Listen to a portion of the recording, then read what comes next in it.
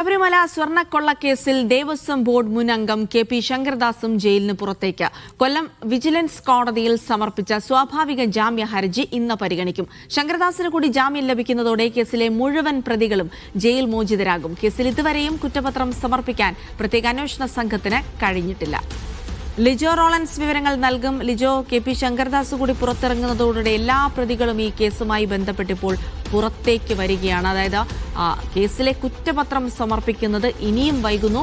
എപ്പോഴത്തേക്ക് കുറ്റപത്രം സമർപ്പിക്കുമെന്നുള്ള വിവരങ്ങൾ എന്തെങ്കിലും ലഭിക്കുന്നുണ്ടോ? ജിൽസി, കേരളത്തിൽ രാഷ്ട്രീയപരമായി പോലും വലിയ കോളിളക്കം സൃഷ്ടിച്ച കേസായിരുന്നു ശബരിമല സ്വർണ്ണക്കൊള്ളയുമായി ബന്ധപ്പെട്ട വിവാദങ്ങളും അതുമായി ബന്ധപ്പെട്ടുണ്ടായ കേസുകളും കട്ടിളപ്പാളി ദ്വാരപാലക ശില്പ കേസുകളുമായി ബന്ധപ്പെട്ടാണ് 13 പ്രതികളാണ് ഈ കേസിൽ ആകെയുള്ളത്. അതിൽ 12 പേരെയും ഈ പ്രത്യേക അന്വേഷണ സംഘം അറസ്റ്റ് ചെയ്തിരുന്നു. 11 പേർ കഴിഞ്ഞ കുറച്ച് ദിവസങ്ങൾക്ക് മുൻപായി തന്നെ പുറത്തിറങ്ങുകയും അവസാനമായി ഇപ്പോൾ ജയിലിലുള്ളതാണ് കെ.പി. ശങ്കരദാസ്. ഇന്നിപ്പോൾ ജാമ്യ ഹർജി പരിഗണിക്കുന്നതോടുകൂടെ ശങ്കരദാസിന് സ്വാഭാവിക ജാമ്യം ലഭിക്കും. ജിൽസി ചോദിച്ചതുപോലെ തന്നെ ഇതിൽ ഏറ്റവും പ്രധാനപ്പെട്ട ഒരു കാര്യമെന്ന് പറയുന്നത് SIT ഇതുവരെയും കുറ്റപത്രം സമർപ്പിക്കാത്തതാണ്.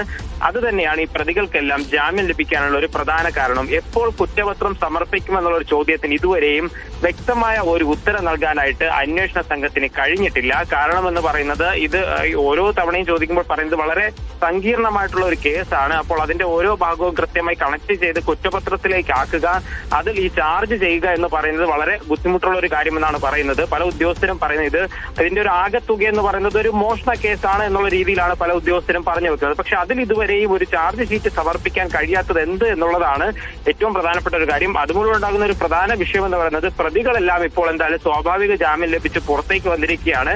ശങ്കരദാസ് കൂടെ പുറത്തേക്ക് വരുന്നതോടുകൂടെ ഈ ശബരിമല സ്വർണ്ണക്കൊള്ളയുമായി ബന്ധപ്പെട്ട് ഒരു പ്രതിയും ജയിലിൽ ഉണ്ടാകില്ല എന്നുള്ളതാണ് ശ്രദ്ധിക്കേണ്ടത്.